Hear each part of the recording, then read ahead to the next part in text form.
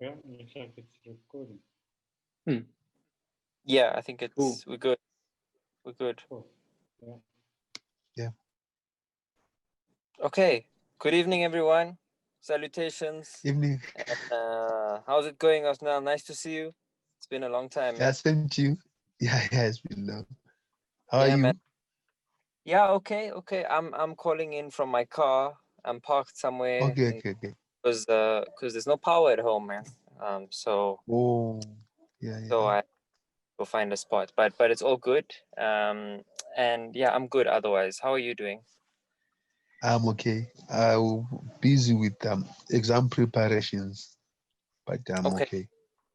Yeah. Okay. How many students do you have?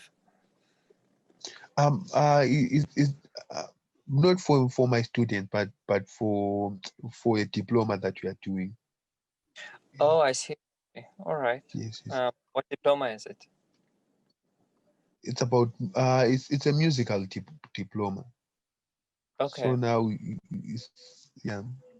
did the lower diploma last year. So this year we are searching for the higher diploma.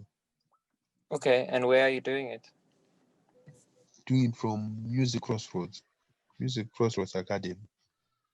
Okay, that's amazing. And do you get to do it in your sort of, is it Western music or is it through your own instrumentation? Yes. Western, but there are bits of also African instruments. Yeah. Okay, Like maybe I can say the whole course begins with the harmonic series, so deriving it maybe from the South African harmonic series like Madonsini and those closer harmonic series, yeah, and also going to Central Africa. So it's both maybe African and also Western. that's amazing, man. That's really Yeah. amazing. Yeah, but good to have you here. Good to see your face Thank you. again. And Yeah. Dhruv, Shailesh, you guys wanna chip in anything? How are you guys doing? Perfect, Shailesh. Yeah, man. All good my side. Also just taking it easy for the rest of the year, hopefully. It's been a tough year. Yeah. Looking forward to December, but December still feels like it's far away. Yeah, same. Got about 3 weeks left of the year, but I feel like I've checked out already. I've just gone through a lot of denial this year of this whole lockdown situation, and I think it's catching up with me now. I was just throughout the year, I'm like, I'm fine. This is cool. This is not a problem. We can push through this, but it's had its side effects. Yeah, it's like subtle burnout. Yeah. All right. Looking forward to this conversation.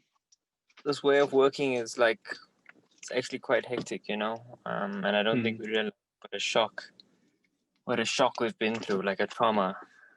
I think only like 5 years later we're gonna be like realizing how our lives have changed, you know. Yeah, for sure. But I mean, at the same time, it's been great to keep working in whatever ways we can. Mangoma, I don't know if you've started playing gigs again that side. How's the gig scene? Yeah, it's starting to come up, but not like before. But maybe there's a mix of, and it's also coming in and also going virtually.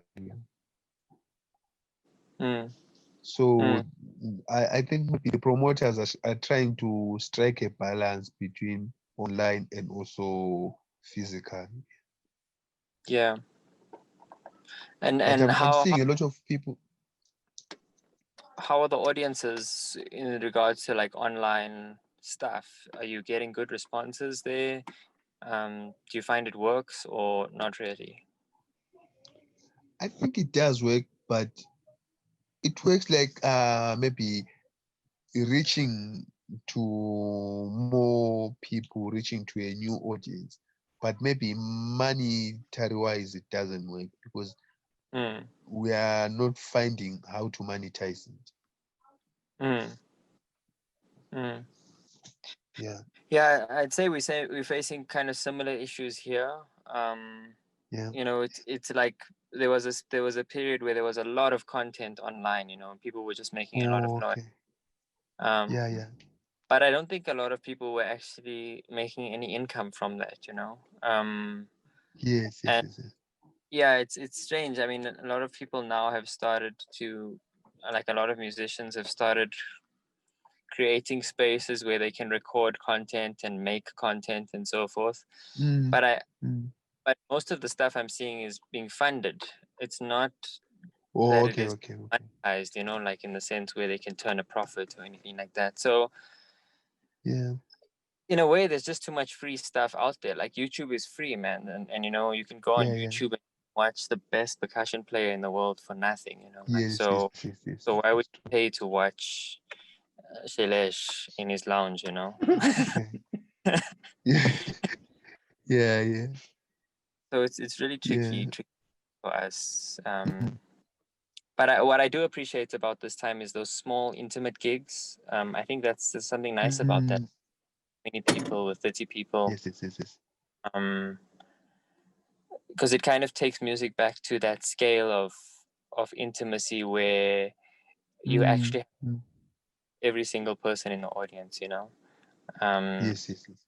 and you can establish a strong connection to them and really, you know, that the music is feeding off that. And so that's what I've been really enjoying about the few gigs that Yes, have yes. happened so far. Yeah. Like, I mean, for myself, Yeah, I yeah. also think personally, like, I actually struggle with the online gigs. I struggle to actually sit there and feel like I'm involved. You know, so I can sit and listen, but you just don't feel the same like you would when you live in a concert. There's like a little bit of a smoke screen in front of you. So I Mm, also found, you know, while I'm there, I'm also not fully there. Whereas when you're actually mm, watching something live, it's like concentrating, focusing, you're there.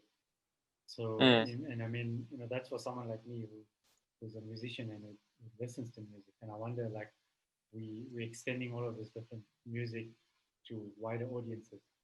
And so I wonder how Mm. much are they actually listening to it when they put it on. Yeah, yeah. Mm. There's a yeah. So concept of different spaces that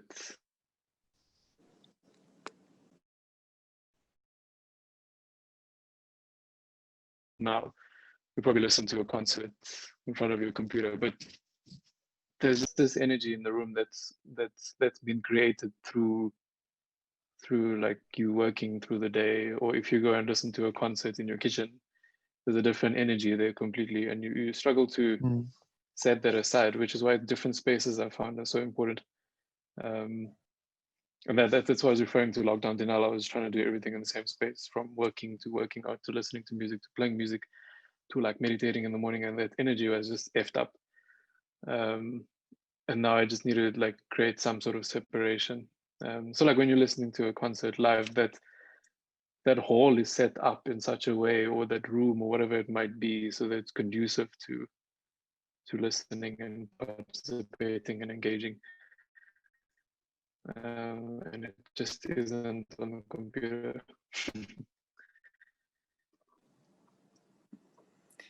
yeah, man, most definitely. And I mean, yeah. So yeah, I don't have anything else to say. I'm not going to pretend to say something. I want to grab my notes. I don't know where they are. Just give me a sec. Give me 2 seconds. One, you guys can keep talking though. Yeah, Drew, I think on that, like, if I think about it as well, like when you physically in front of somebody who's playing an instrument, I mean, there's there's the energy, but there's also the physical of the actual vibrations in the air from the instrument Mm. to your ear. Yeah. And that vibration is different when you put it on a sound system on your headphones. And it's so there's that side of it as well. And like Yeah. when everybody's going into a hall or a venue, then everyone's intention is going in there to listen, and they know they're not maybe going with the Mm. same intention, but there's some form of commonality. And so Mm. I guess it shapes the energy in some way. you know. Yes. But like you say, if we are all watching the show from a kitchen and someone's bedroom and someone else from, I don't know, their car, it's just not the same, because firstly, your energy doesn't actually reach each other. And then secondly, it's all just different energy throughout. So it's Yes. quite complicated. Yeah, there's this word Shailesh, if you've probably heard it. I'm echoing for some reason. It's gonna take out my other earphone. It's a concept called satsang.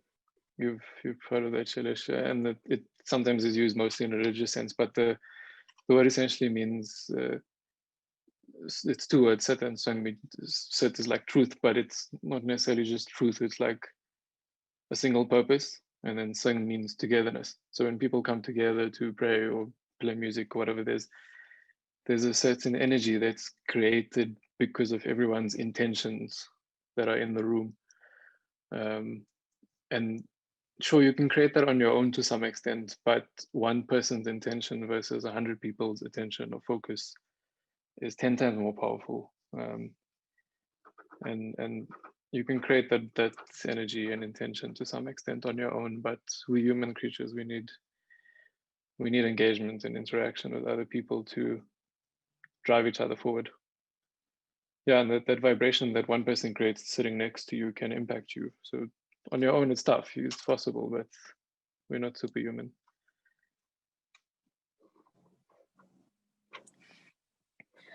So maybe to kick off today, I'd like to ask if they.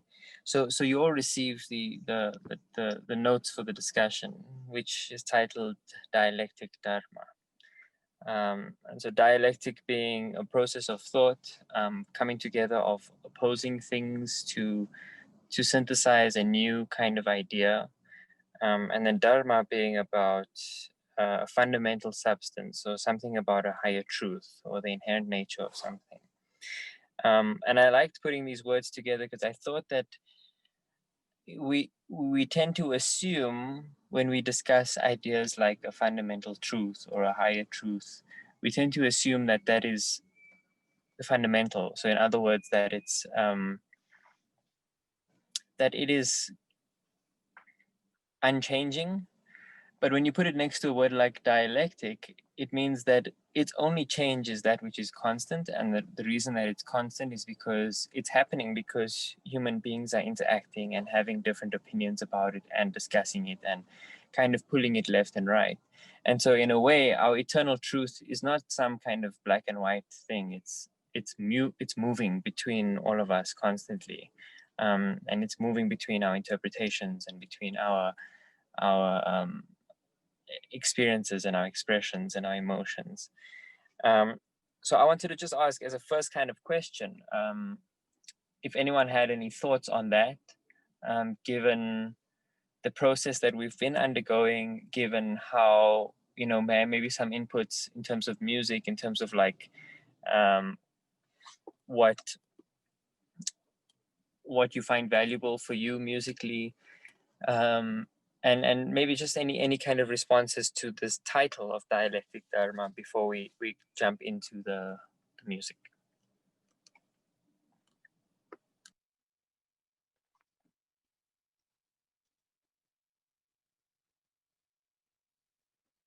Mo, you might have to go. No, I can't go. I asked the question. How can you go?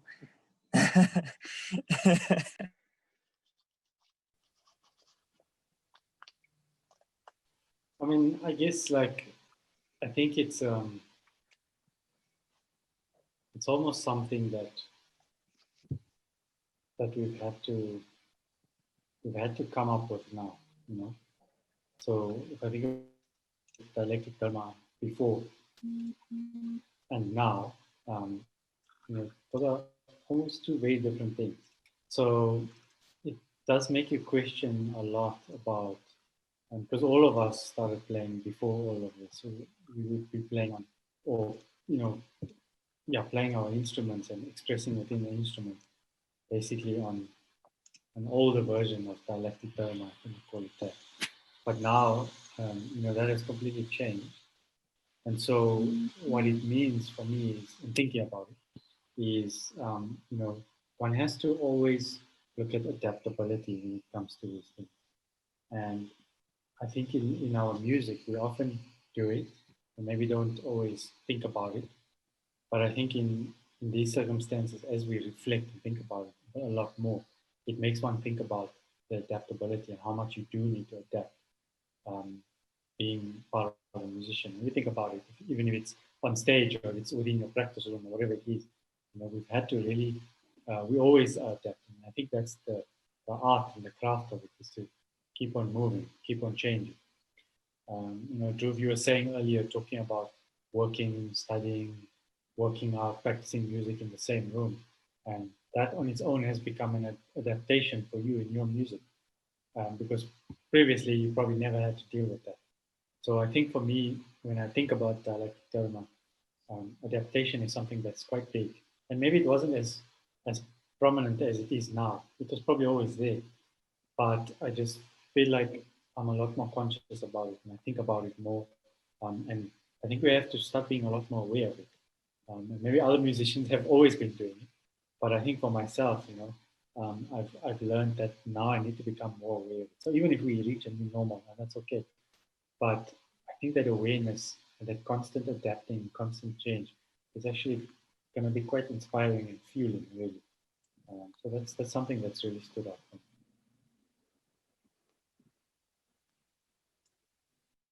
me. Yeah, I've seen this new normal that people talk about, specifically from a music perspective. I've tried to see it as more of not going in a necessarily different direction because of what's happening now, but as it's a period of reflection, and a period where I've personally been opened up to realizing the importance of certain things, specifically from a musical and spiritual perspective. I'm hoping that when we go back to whatever is coming next, it's with the newfound appreciation for what was. And that just makes me realize how all these things that I've been taught through my teachers in India and through spiritual masters and whatever are so important at the moment. And maybe speaking to your concept of adaptability, tapping into that human potential of being able to do stuff like that, taking a step back and moving off in a different direction because change is needed. I'm realizing that a lot of things that I was taught through my childhood and through life and through experiences with you guys as Kinsmen as well has become more important than it was before. So I think it's just a renewed sense of understanding of why we need these kinds of things in our life, why it's important for us to understand our place in the world, why it's important to understand why these cultures and musical traditions existed before, what was the intent behind it, and why do we keep tapping into it? What keeps, like, no matter what music I listen to, I could keep coming back to my cultural music, and why does they keep happening? And it's not an easy discussion, and this topic has forced me to think about it for a bit. But yeah, I'll share a bit of that later.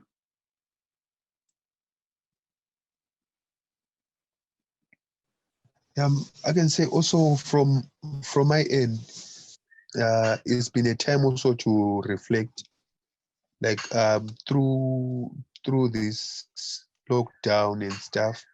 It's been a time to reflect on myself and reflect maybe on maybe I can say the things that I usually didn't have time for, but knew that maybe I wanted to do, like contemplated that I wanted to do, of which maybe these are art forms maybe which were lost, maybe art forms from long ago, but maybe which I knew about, but were not practicing because I didn't have time. So I think also like what you're saying about change, adapting to change, that art form, those art forms, it are now defining me, like the new me, as I adapt change, because those art forms are making me have a space, and I'm thinking maybe that's my new way of maybe doing music, of doing everything, that maybe I'll derive everything from those art forms, and then I'll take them to another level. So also maybe I think maybe it's also a period of self actualization, and knowing maybe maybe I can say mapping my path from those things that I've been learning. Yeah.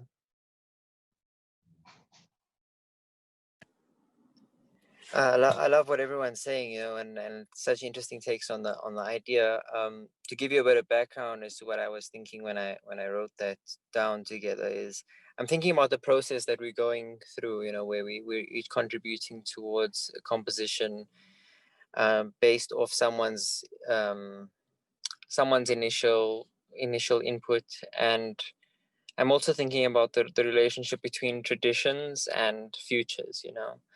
And so, you know, we're all kind of coming from different places when we talk about, and we're all kind of referring to those things in a way when we talk about the idea of adaptability, the idea of creating anew from existing art forms, the idea of going back to the things, you know, that are very, very important and fundamental, as you're pointing to, Dhruv. On my side, I'm really interested in the idea of kind of speculation and inventing new language. So I don't really have any strong traditions to pull on. I wasn't necessarily raised in any sort of classical school. And so it's not that I disrespect them, I deeply respect them, but I always try to think, is it possible, and it's a question I ask myself constantly, is it possible to create new space, you know, to create new landscapes, essentially? Like, is it possible to create more space than the spaces that already exist? And for me, the only way that becomes possible, I think about it like in terms of science, you know, like when you have two rocks that collide somewhere in outer space, and then all of a sudden, you know, a galaxy is born. That's essentially creating new space, because two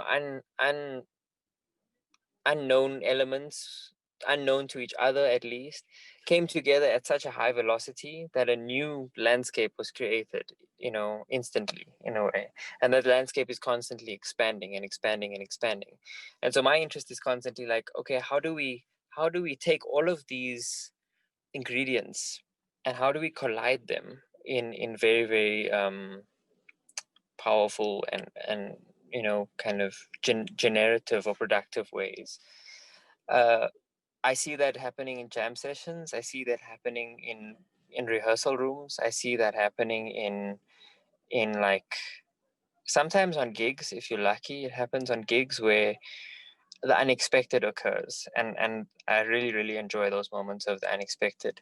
So it'll be interesting to see as we unpack this tune, which we've, you know, worked on, how those moments of the unexpected create new territories or create new possibilities. I'm going to leave it there for now. I wonder, just going on to the next question, and we're talking about several things here. We're talking about identity, we're talking about cultural histories, we're talking about communities, we're talking about impact, we're talking about values. Dhruv, you mentioned about, you know, spiritual values and so forth. And then Othnell, you know, talking about histories and talking about ancient forms, you know, we're talking about that as well. So I hope that we're able to touch on all of these things as we each, in the same way we did last time, unpack our individual sort of contributions to the piece. And I'm open for suggestions as to what order you'd like to go in this time around.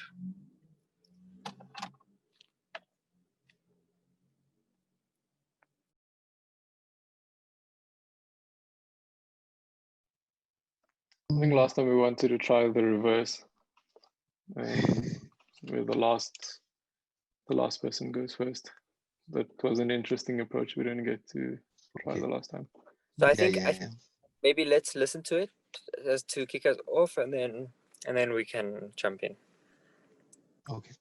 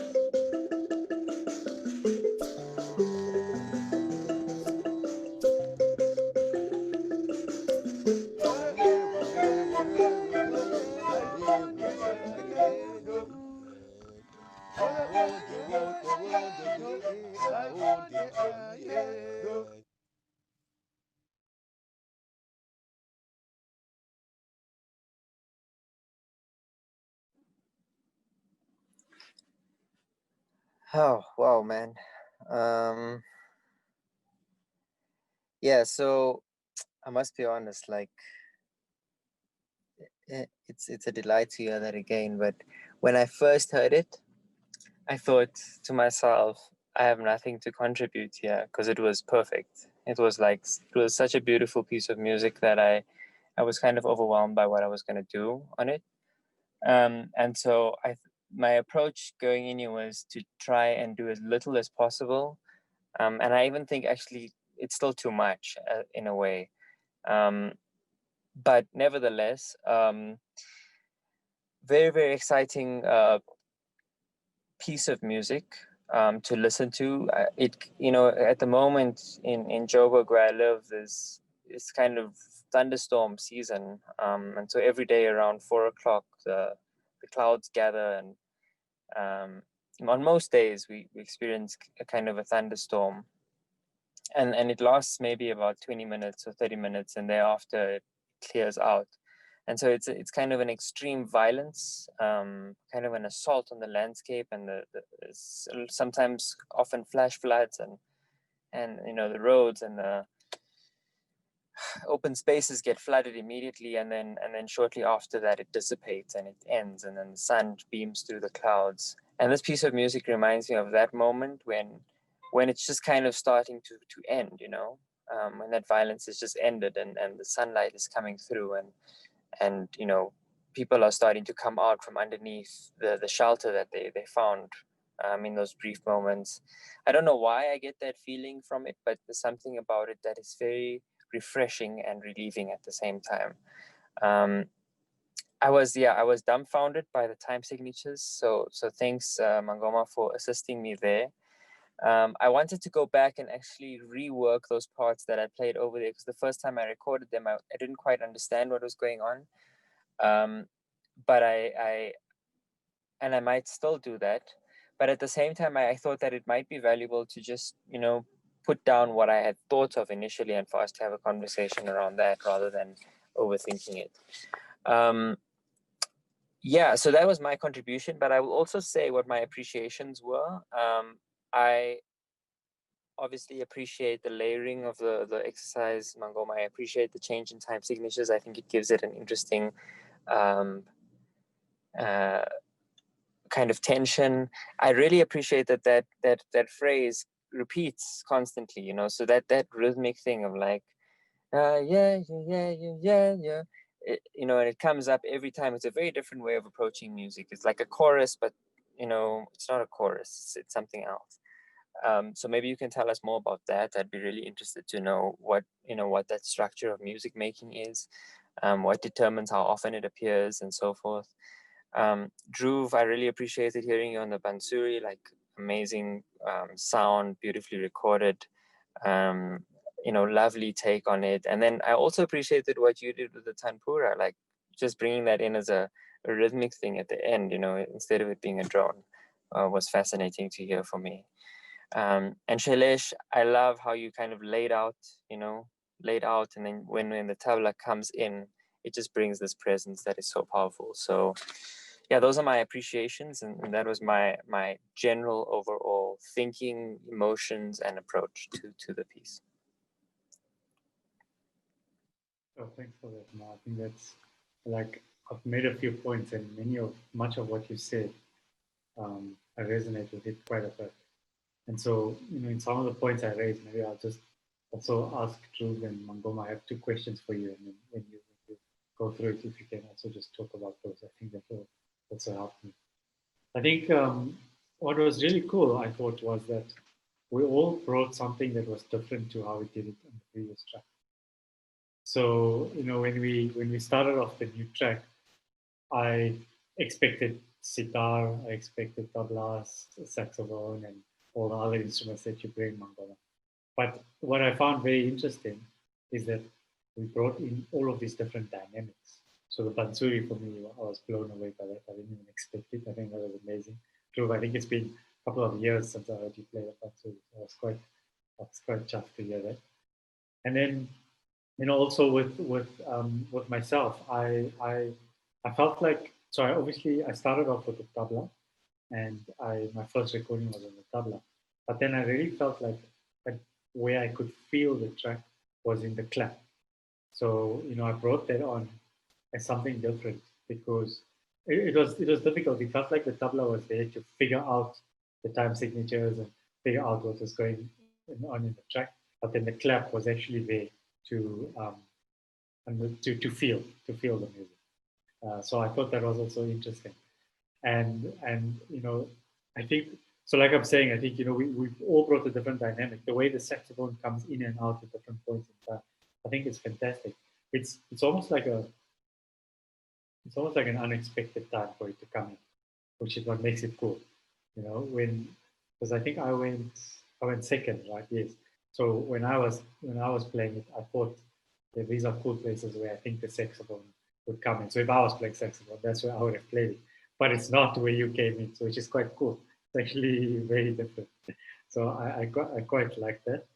Dhruv, I think the question maybe when you chat about it, was like, why not the sitar? Like I wanted to understand. I love the pansuri side of it, so I just wanted to get your thoughts on that. And then Mangoma, like I'm really interested to understand what inspired this. Like when I think about it, it's like it's got a very cultural and homely feel to it, you know. Like it's like about family. It feels like family and lots of children outside and playing together. That's what it feels like to me. So I'm keen to understand where does it actually come from and what's the inspiration behind it.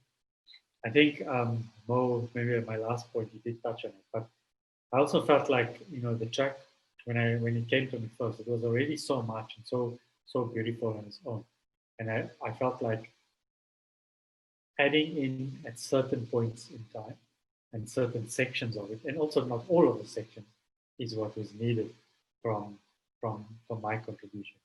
I felt, I mean, initially when I was kind of just playing around, I did, obviously play over the full track, and it's something that it was almost like a full feeling, like it's like when you eat too much and you're not comfortable. That's how it felt.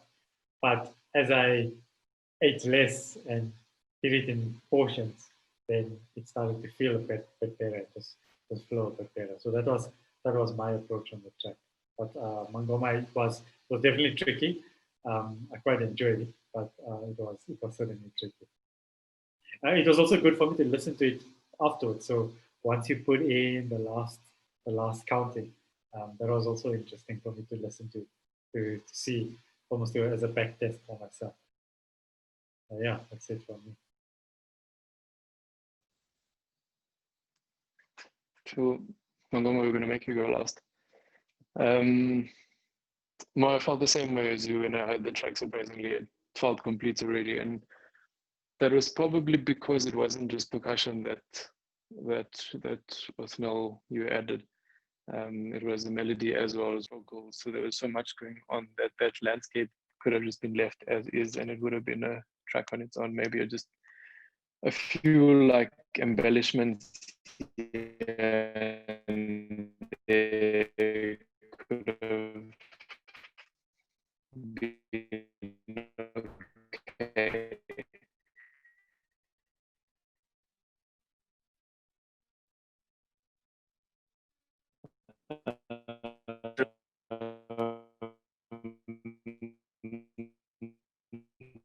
So it was tough Dhruv, your compared to the connection's a last bit time weird, where man. to now having to If you can hear maybe me. thinking. Yeah, I think you can hear you guys. Can you hear me now?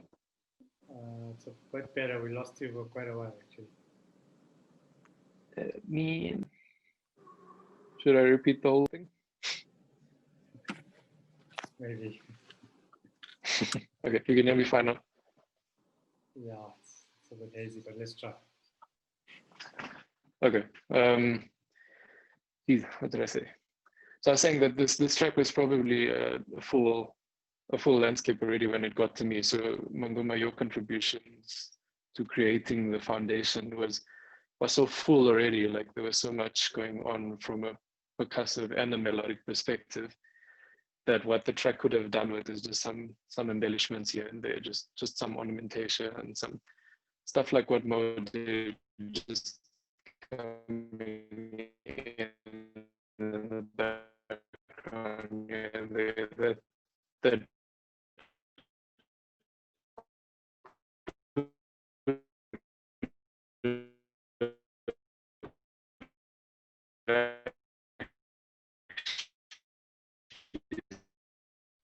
Sorry, Dhruv, it's quite a struggle. But yeah, I tried to push myself out of that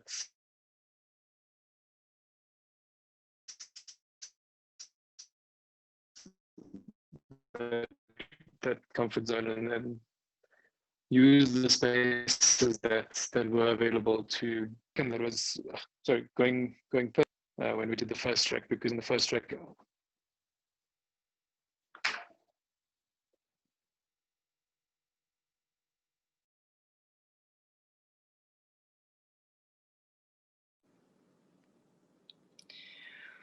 Dhruv, if you can hear me, we're really struggling with your audio. So I wonder if there's anything you can do on your side in terms of connectivity.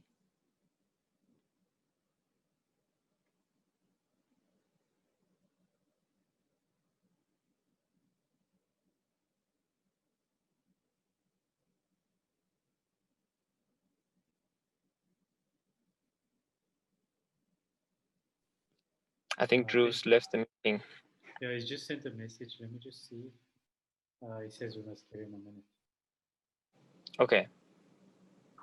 Is that cool now? Can we wait a minute?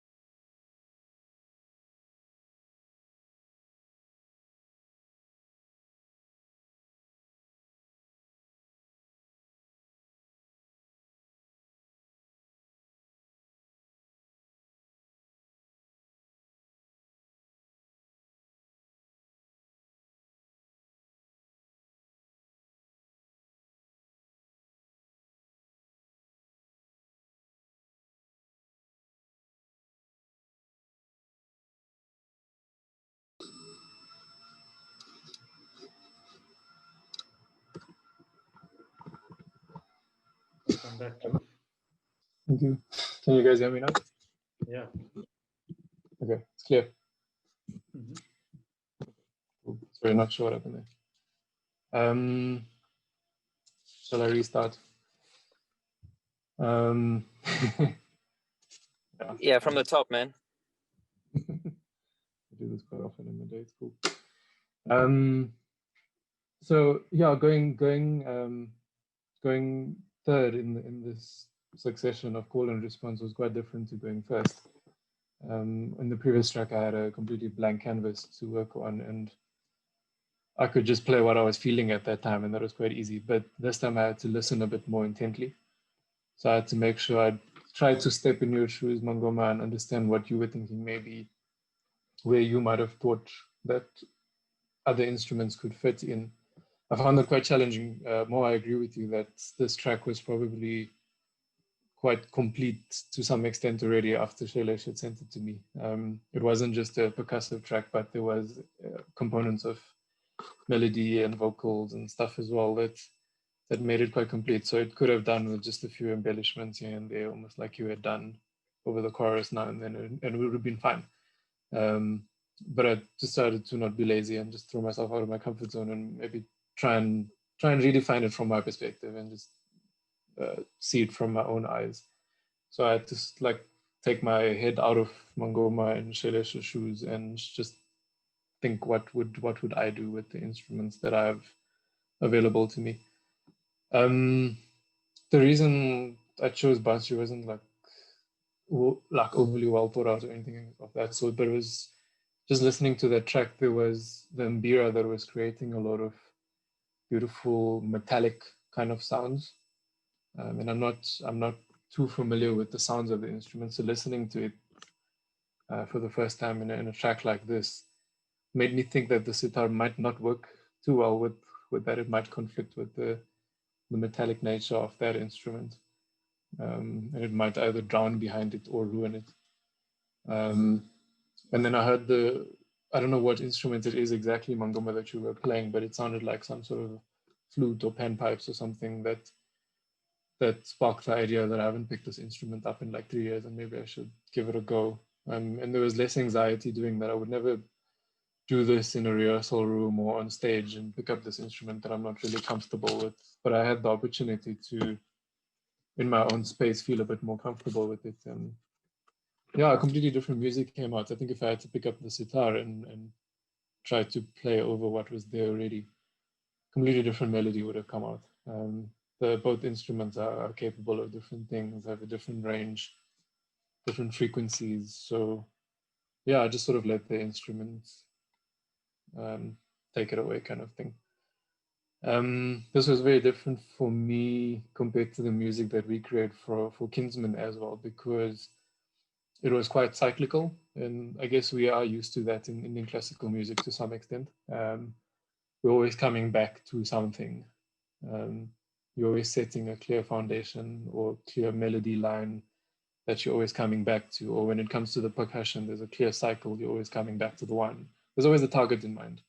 So this was interesting for me because it wasn't necessarily improvised in the sense that I could decide when to come back to that melody or come back to the one that was already created. So I was worried that what I would play would sound too simple and not just be a bit monotonous within that space that you created. But yeah, it sounds so beautiful after listening to it. I don't think there was a lot of like thoughts in terms of feelings and visualization that were going on in my mind when playing. When I had a blank canvas to play, that was better because I could just do it intuitively and whatever I was feeling at that time would come out. But this time I had to be a bit more what's the word? In like have more intention with what I do. So I had to think a bit around what notes were being played already, what scale was it in, what was the theme of the music, and then adapt to that. So I couldn't just go free improvise and feel what I was feeling at that point in time. So yeah, it was quite challenging and I really liked it. It's cool. I think really enjoyed it. It was also interesting for me because of some of the like sound references that I'm not used to hearing. So like the instruments that you played, Mangoma, I don't listen to that very often. I would typically hear it in like a cultural festival or something like that, but I can't relate to it as yet. So this sort of made me listen to it over and over and over again and understand what are these instruments trying to say, how do they work together, what do they sound like. So yeah, my listening skills really got better through this experience. So yeah, I'm really glad I went after both of you guys. I was really interested that you had nominated Shailesh to go after you because it's another layer of percussion instead of bringing a strong melodic instrument into it. So yeah, that's a really interesting experience compared to the last time for me.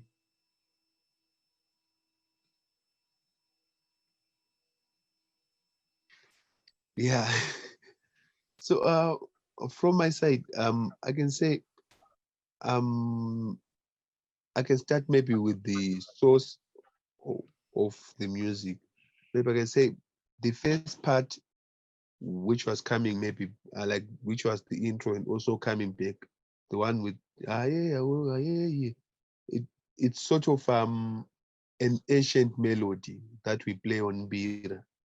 So it it's used mostly for maybe I can say there's a period where maybe we play for spirit mediums, and then when the people get possessed and then they relax, that's when we play for them. So it's like something which maybe we can say the people that live long back can understand. So we consider it as music for the ancestors, like maybe ancestors from way back. Yeah. And then a lot of people maybe who are young don't understand that type of music. And then I found maybe a way to resolve to go to a four. Maybe if to go to a 4-beat, and then maybe you have that part as a part for like a verse. It's difficult because it's not maybe it's difficult maybe to term the sections to say, okay, this one is the chorus, this one is the verse. But during that time, I thought maybe if I go to a 4, and then maybe it will remain, I can say, remain cool on that part, and then we go back to that other part with the tension. But I avoided maybe to add any percussion, as I was leaving a place for Shailesh maybe to put something. So I thought maybe I can start with something melodic, and then I started with the mbira, and then I played it through. and then after the flutes, like the pen flutes, are what we call ngororombe. So ngororombe, it doesn't follow the whole scale. Maybe I can say maybe sometimes you can find it having just 4 notes, maybe skipping a note. Maybe I can say diatonically skipping the next note, or um having the first note and not having the second note. So the second, like if it is a do and then a mi, so you fill in the re with your voice. So maybe, for instance, if you blow, say, woo, and then you say on re, you say re, mi, you find me also on the ngororombe. So it depends. That music is like orchestral, but that music is the mother of mbira.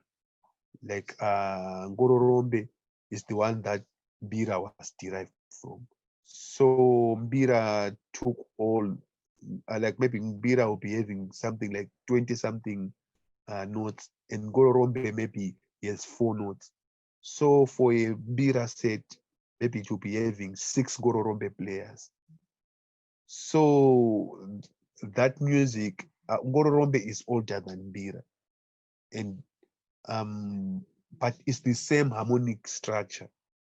So it also, I put the ngororombe on that part, which had a funny time signature, but the structure of the ngororombe is like maybe you have it in, say, in triplets, and then maybe you play on the one and blow on the, maybe say, okay, it's one tablet, maybe say ta kd, so you play on ta, and maybe on k you sing.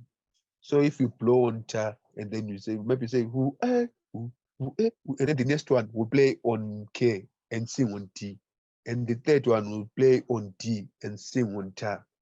So it creates this like a triplet triplet field, but filled with vocals on all the, what you say, on all the syllables, vocals and also blowing, but different notes. So I took that concept and put it on that part. But also the ngororombe is a choir maybe which supports the singing, because that uh, the other ones will be going in triplet form, and then the singing maybe will be following the melody. So that's what I can say I thought of maybe when I started the piece. And then when when Shailesh came in, I got a different feeling also, coming in with claps. And then there's this moment when the tabla comes in. It came in not, I felt it wasn't coming in as a non-pitched instrument. It came in with this texture, this timbre of sort of maybe also melodic. I can't say it was really melodic, but it was making it feel warmer, like especially the low notes. Yeah. So and then when the time when Dhruv came in, it was also okay, discovering another way of another side of Dhruv, because it was like coming in and then shaping the melody in another different way than what I had already thought maybe it would go like. And then Mohammed made it, maybe when Mohammed came, it was like the saxophone was now defining everything, making it to be intact. So I can say in the end, I didn't feel maybe as if it was my piece or I had started it. I felt as if I just, like maybe just ignited it and the fire was just going on. So I can say the feeling at the end is something something special.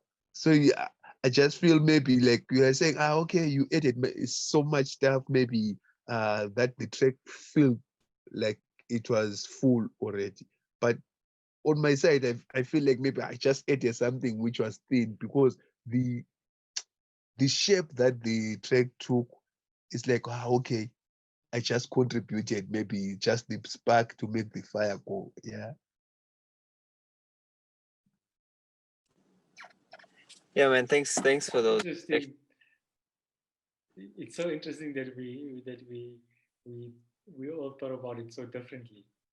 You know, you thought it was so thin, but we thought it was so full. And I find that fascinating. So, you know, Mangoma, I want to ask you, you know, dealing with, you know, you talking about ancient music here and ancient harmonic systems, essentially, and ancient time signatures. How do you feel about this kind of collaboration where, you know, us coming into it might not be aware of those things, you know, and might not be aware of those nuances, and we can only respond to what we hear, and we can only work with that. And maybe it's my own, like, the question is coming from my own guilt as a saxophone player. I feel like the most useless person here, but I'm curious, like, how you know, how do you feel about that what's your take on that kind of collaboration, and what does that mean for your own traditions, for your own references, your own sources, and you know, how do you respond to that? Like, how does it make you feel? How do you feel about it? I can say it's like maybe meeting a new person, is it? So I can say maybe the music that we make, the music that we are used to playing, is like the language that we speak. So it's like meeting new people speaking a different language, and then creating a sort of a new language. So maybe some elements will be lost, some elements will be kept, but I can say maybe there is what can I say? There is I can say there is I'm losing the word. There is it's definite that the things that are beautiful are going to be kept. Yeah. So also because we are living in a time maybe where there's globalization. So I feel maybe also bringing my tradition to the table and also learning from other people's traditions is better than just absorbing without offering anything. Yeah. So it's sort of a learning curve and also a time to share. Yeah. Yeah, I think I appreciate that. I appreciate your generosity and your humility in the approach. From my side, I would like to say what I'm learning is that, and I'm constantly learning this, is that music making practices are so rich and so layered, that I want to spend less time kind of at the instruments and more time in the history, you know, and like the tradition and the narratives. Because just as you explaining that relationship between the Mbira and the Ngororombe, like, and the, you know, the functional makeup of that, I want to understand, like, okay, why does it only have certain notes of the diatonic scale? Like, is it because the instrument can only be built in that way, or is it because it is built so that it is played in a group, so particular people only take particular notes? Like what are some of the reasons behind those limitations and those I don't know if you want to answer that now, if it is possible to answer that, but you know, I'm really curious about those nuances. And just as an overall point before you respond, like I think I'm learning that there, you know, the nuances of music making are so deep and so rich that sometimes it would be great if we can do these kinds of projects, you know, in a more informed way. So to really be learning about each other's languages and really be like making something new out of that. It's like making if you want to make pasta, you got to go to Italy, you got to go like to the source and figure the stuff out there, and so that's one of the questions I'm left with is how do we do those kinds of real like intensive study away from the instruments, so that when we do get together again, we get together with some knowledge and some understanding. But I don't want to go on a whole spree. Can you tell us about the Ngororombe and why it only has particular notes and so forth? I can say Ngororombe falls also in this reed music. So you find maybe there's Venda, like in Venda and Limpopo, they've got this chikona, and the Pedi and the Venda do those chikona. And lower in Zimbabwe, in close to Crest, Zimbabwe, there's Nyele, there's Kojori, and there's Ngororombe in Boera, and there's Ngororombe in northeast of Zimbabwe, and there's also Nyanga panpipes in Mozambique and in Zimbabwe, and there's even going to Congo. So you figure out that, and Nyele also from the Tonga. So you figure out that those music making were also ideal for making the community, maybe unifying the community. You see, even with the numbers that the orchestras had, or the orchestras have, maybe say in Tonga, maybe a Ngoma Buntibe group playing those pipes, maybe will be people close to 100 and something, maybe 120, 130. And maybe with Ngororombe, it's like maybe you can find maybe in Nyanga, 29 piece orchestra. So there is a range. Maybe I can say like what the ones maybe in Tete, in that area close to Mozambique and Zimbabwe. You find that they've got this range from C5, maybe I can say from E5 going to C2. So all those octaves have got Ngororombe.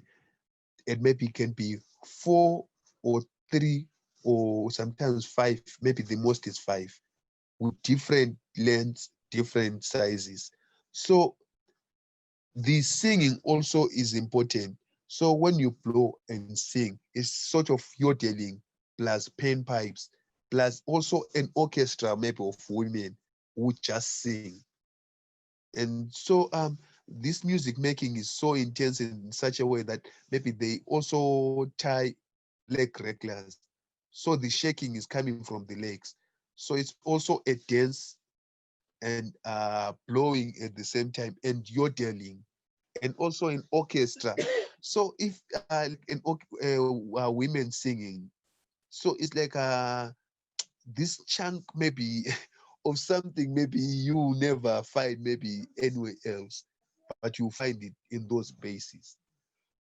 And I can say most of the red music is like for community, or you find people saying we come from such and such an orchestra, from a certain chief. Maybe say in Binga, a chief will have his own Ngoma Buntibe. Also, even in Ngororombe, you will see maybe a chief will have his own orchestra. So they show how maybe I can say the complexity of how they play also shows how best they work together, because it's difficult to create something which is complex, or which can be a routine, or can be can be synchronized without maybe working together in a nice way. So it shows that they can work together even from the music side. It will show you how they work even in life in general. Yeah.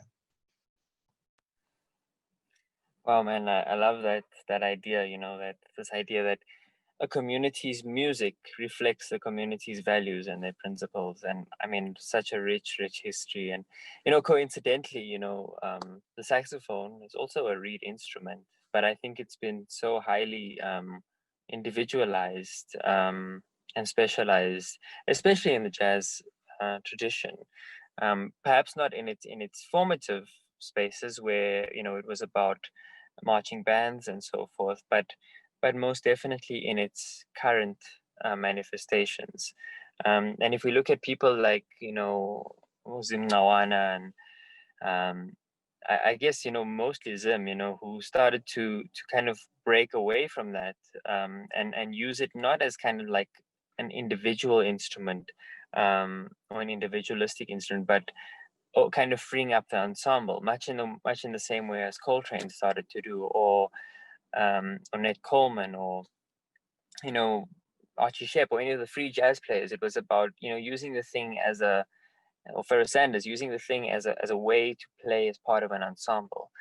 It still has its limitations and comes nowhere near to what you're talking about. But I thought to just maybe bring that into the discussion, that the tradition of making music from reeds is actually very old. And coincidentally, we're still continuing that now, but using something else as well. Thank you for those sharings, Mangoma, and lots to think about and unpack there. Dhruv, Shailesh, anything you'd like to contribute to that discussion? Yeah, Mangoma, what you said, I could draw so many parallels to Indian classical music, surprisingly, which makes me think that there's so many different styles of music all over the world, but the origins are very much similar. And I don't know the theory behind that and why it's like that, but I remember going to the what's it called, the Egyptian Museum when I was in Cairo last year or the year before, and they had Egyptian instruments that were on display, and they described that most of the melodic instruments were created with just 5 notes. I don't know the reasoning behind that, but that was quite fascinating, because in Far East as well, instruments that they found buried underground from 5,000 years ago were also created with just 5 notes. And that made me just think, why were those 5 notes insufficient in just 1 octave?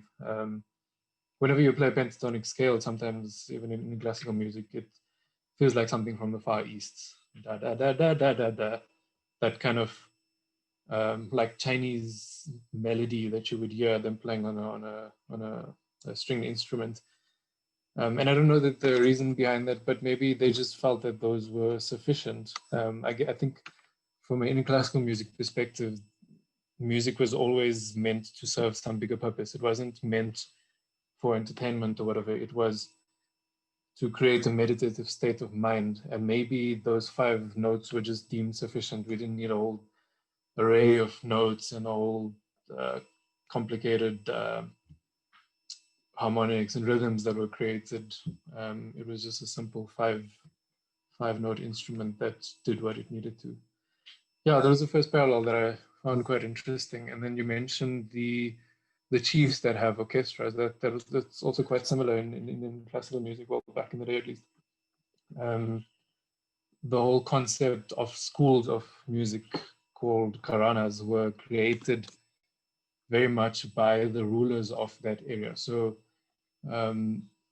you get probably, I think someone did an exercise to count, it was close to like 70 or 80 schools of music within North Indian classical music, and very much based on the region. It was the king that would essentially source the best musician from that area, bring them into the court or into their palace or whatever, and become the court musician. And they would then teach other people through the court and spread the music, and then it would become known by that area, the name of the school of thought. So it was like Delhi School of Music or Punjab School of Music, and they created their different styles that reflected their own languages at that time, very much under the banner of Indian classical music, but their own nuances that were very region specific. And that still to some extent does exist today. There's very many orthodox musicians that still feel that you need to stick to a specific school because there's a lot of history and reasoning behind why that was created. And that just brought me to my point on your brief, Mo, around why are these still important? I know there's a perception that these schools of music that are very rooted in structure and clear rules and those kinds of things might be restrictive and don't have a place in this day and age. And to some extent, I agree. But what's forced me to think differently about it is, why do I keep going back to it if it shouldn't have relevance to my life in this day and age? Why are these old schools of thoughts still important? And that it's a really, really difficult question to answer, but it's almost, I think you posted a quote from Flip, was it Saxophone? Vijay he mentioned something along the lines of, he doesn't feel that he needs to contribute or become a black musician by playing that music, but he wants to understand his place in that, or something along those lines. And that really, really resonated with what I'm trying to find in my music. It's like this little insulated bubble that is just like stored in time from like 5,000 years ago, and it just hasn't changed. It just hasn't adapted with the times, and it hasn't felt the need to transform itself. And I think that's fine to some extent, because the way I use it, at least, is whenever I go into that music, whenever I touch my instrument or start thinking about it or read a book about it, it's almost like tapping into that time zone where that different way of thinking, the different way of playing music, the different way of communicating existed. And I don't necessarily need to live that life. It will be impossible to live the way that was done before, communicate that way. It's difficult, but I can borrow some things from there and make it relevant to my life. It was such a fascinating experience traveling to India to learn this music, because that's when I got a good understanding that it's a music in transition at the moment. The format in which it's taught, the format in which it's performed is changing. It's being forced to change at the moment. But I was lucky in the sense that I was taught in the way that would have been taught like 300 years ago, for example. That concept of a guru is quite westernized at the moment. And your point around globalization of Mangoma, like, it has its pros and cons. Like, the concept of a guru has been bastardized to a large extent in the Western world. Like, the yoga guru is just some dude sitting in the gym teaching for 1 hour. But it's not that. It's very much someone that is imparting their entire lifestyle into you. The way they live, the way they eat, the way they cook, the way they interact with the world around them. And that seriously helped me understand why this music needs to exist. Because I saw it from my teacher's perspective. I would follow the man around everywhere for 2 months, go to concerts with him, follow him when he's teaching his students, stay over at his house, eat his food, and see how he managed to incorporate these ancient concepts into his daily life and made it relevant to him, how he found purpose in it. And that's really helped me get an understanding of why these ancient traditions are still relevant, and Mangoma, to your point, why they need to be safeguarded. They do need to change more. I fully agree with you in the sense that to create something new out of colliding two different worlds is probably something that's needed. We can't continue the way things were, but I think the only way we're able to create something new is by looking back into what exists. And that's where these sort of schools of thought really help, because they're so structured and so well thought out. They have purpose behind them. It created communities around them. It brought people together. It allowed people to communicate. It allowed people to share stories. And if we can use some of those frameworks, parameters, models, whatever you want to call it, to create something new, that would be amazing. And to some extent, I think we've been doing that too in Kinsmen for quite some time. It was a challenge very much initially to take those schools of thought and repurpose it into something that makes sense for us in this world today and then perform it and somehow attract an audience.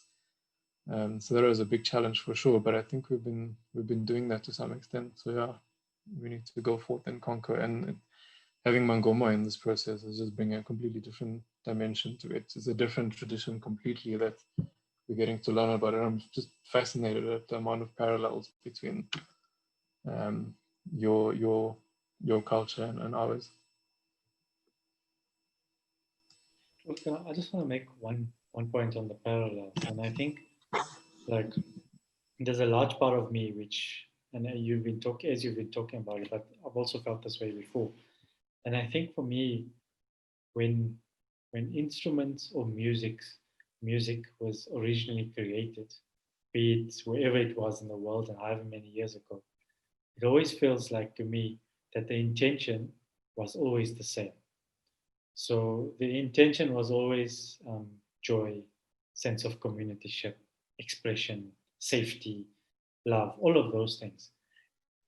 And those things are common amongst humans. And that's why, for me, I find that there are these parallels which exist across the different genres and across different geographical areas and even time zones, because the intentions were always the same. And maybe I listed a few, but there's probably a list of intentions which people generally feel and create music and instruments around. And if we put ourselves in intentions, we still want safety, we still want communityship, we still want love, we still want to express our feelings. And so none of that has changed. And so for me, that's why those ancient practices sometimes come back as still being relevant, because the intention hasn't actually changed. So yes, they need to maybe adapt, like I spoke to earlier, and tweak here and there, but the intention is not different. And that's why I feel like I also always seem to be going back, almost with a twist to it. So I'm definitely on that page. But for me, it's important that the intention seems to be very common across all these times. And I may be wrong, but that's how it feels. And maybe in 100 years' time, if the intention is still the same, at least then we'll still have people creating music and creating new instruments and keep building that, because they've got this intention to keep on expanding. Yeah, fantastic. I mean, the idea of new, and I think it's happening, like if you look at like Amapiano in South Africa. Do you know Amapiano, Mangoma?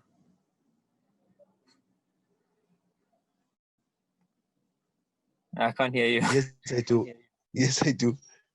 I mean, like that thing comes from Fruity Loops, man. I heard someone say the other day, if I become president of South Africa, I'm gonna ban Fruity Loops, so that these kids can't make Amapiano anymore, man, because it's ruining the cultural landscape. And to a certain degree, I get it. Like I get why someone makes that kind of a statement, but also like there's something there. Like it's important for people to be using to be innovating and to be expressing their time and their moment in history, because who knows, like 7 generations from them, people are going to be looking back at them and say, hey, those kids, man, they made some stuff in their bedrooms and they sold CDs at the robots, and look at what look at what happened to that whole, look at what they created.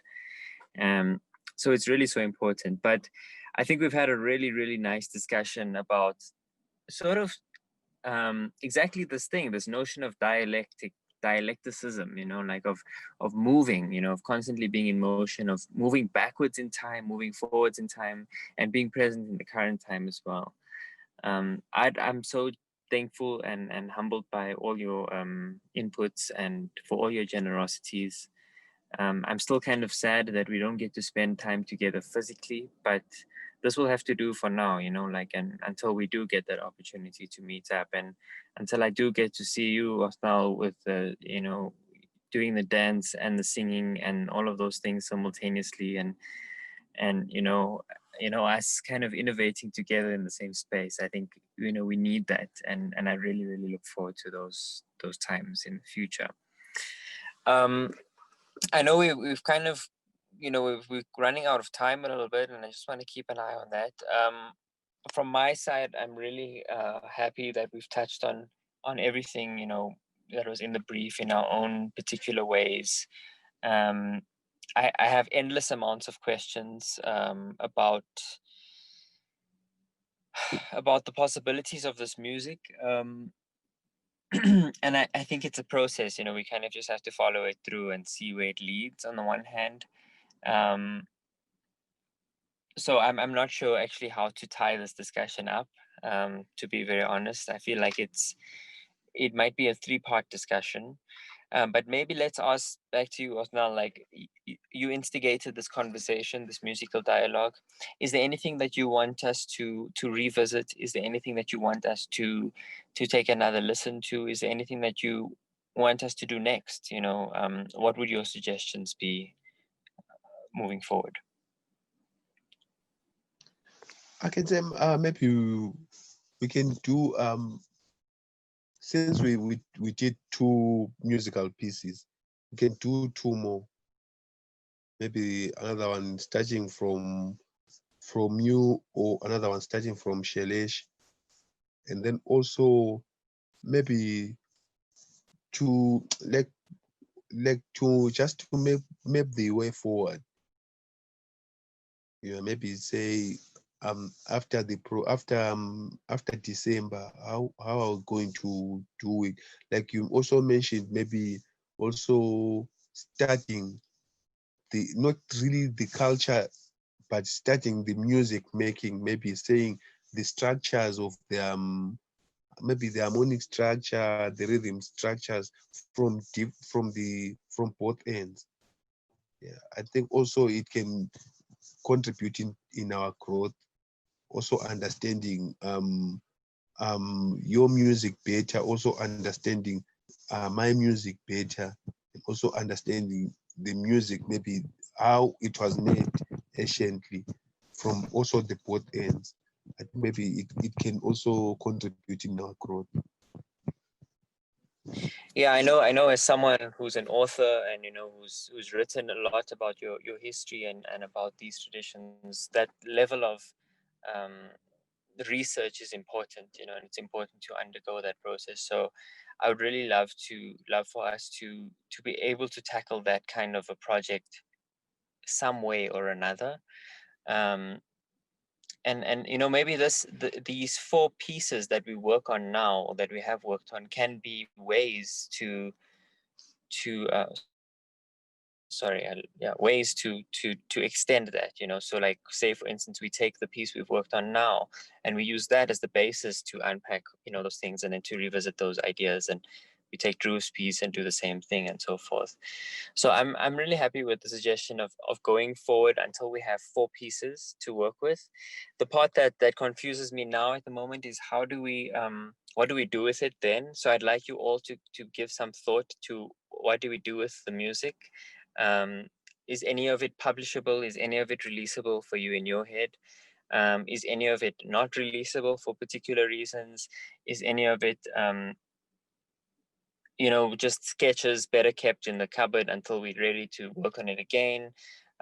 Or is any of it just, you know, should we discard some of it? Like, so to just really think about, you know, we'll come to a collective decision about what we'd like to do with it, and where we would like it to live, and how we would like it to live, and, you know, which audiences need to access that and how they need to access that. Ideally, in my head, it would be that this material, we all know it and we all study it so that we can play it live and we can, you know, deepen our engagement with it. But at the same time, it doesn't necessarily have to be that. Like, it can be that we don't use any of this and we just bank it and we start again fresh, or whatever the case is. I'm completely open to those things. So we don't have to decide now, but, you know, keep that in your mind, and maybe as we start to come towards the end of the process, we can start deciding what to do with those things.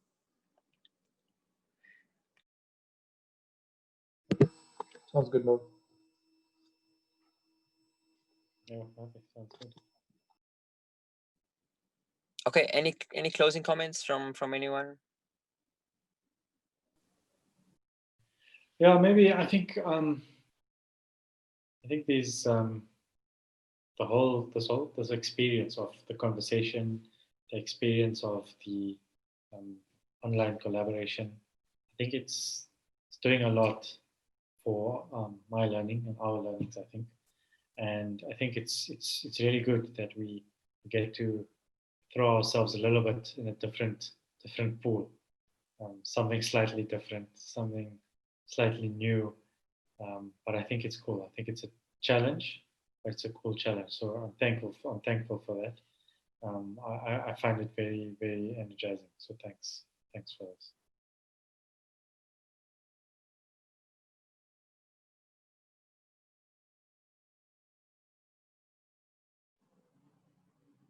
Thanks, Dhruv.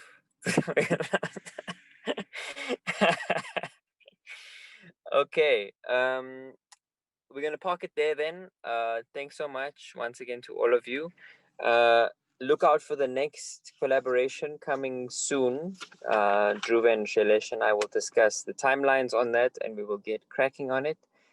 Other than that, I've got no further announcements. If there's any questions about the project, you can always drop something in the group and we'll respond there. And yeah, good luck with your exams, Mangoma, and I wish you all the best for that and all the success. Thank you. Mangoma, Yeah. what's your timelines for your exam, so that when we plan the next phase, we try not to conflict with you. Okay, it will start on the 14th and should be done by the, I think by the 18th. Okay. Yeah. Of December, eh? Yeah. Okay, cool. Okay, yeah, we'll try to not conflict with that week then. Okay. From our side, also just an update, one last one is in December, we're going to start building the website where we're going to put all of these conversations and, all the stuff we've been making and some snippets of the music and so forth. So we might ask for some additional material and some photographs perhaps of the space that you work in, space you create in. Yeah. We might all submit something like that. So we have like photos of each of our studios. In my case, a photo of my car, since that's where I tend to be most of the time.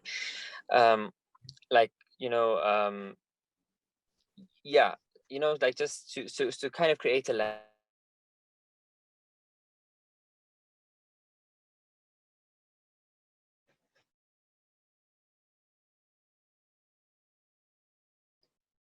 We lost you, Mo.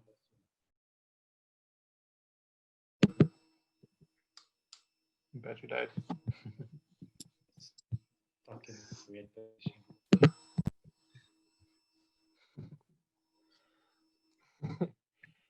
Maybe just to fill in the sentence. So yeah, with the website, we're gonna try and build profiles of ourselves, tell people about us, and then, but more from a personal perspective, like Mo was saying, where do we practice photos of our instrument? Maybe a write-up or two about the music we play, that kind of content that's gonna just contribute to people's understanding of us. So yeah, we haven't really gone too far in terms of the website, but I think that'll probably happen in December when things are quiet and we have time to think about it.